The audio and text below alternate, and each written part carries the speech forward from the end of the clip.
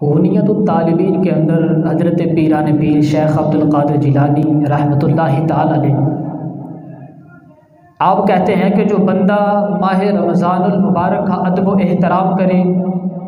اس مبارک مہینے کے سارے روزے رکھے،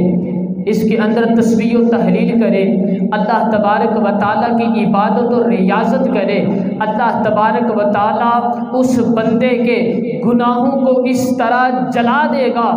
جس طرح آگ لکڑی کو جلا دیتی ہے۔ اللہ تبارک و تعالیٰ نے کوہ طور پر اپنی تجلی فرمائی، جل کر ریزہ ریزہ ہو گیا۔ شب معراج حضرت جبریل حضور صلی اللہ تعالی علیہ وسلم کے ساتھ جا رہے ہیں، عرض کی آقا اس سے آگے اگر میں ایک قدم بڑھاؤں گا آقا میرے پر جل جائیں گے۔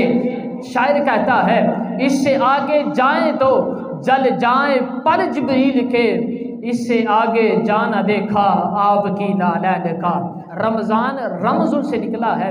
اس کا معنی ہے جلا دینا۔ حضرت مولا علی شیر خدا کرم اللہ تعالی وجہہ الکریم آپ فرماتے ہیں کہ اللہ تبارک و تعالی نے اگر اس امت کو عذاب کے اندر مبتلا کرنا مقصود ہوتا تو اللہ اس امت کو ماہ رمضان عطا نہ کرتا۔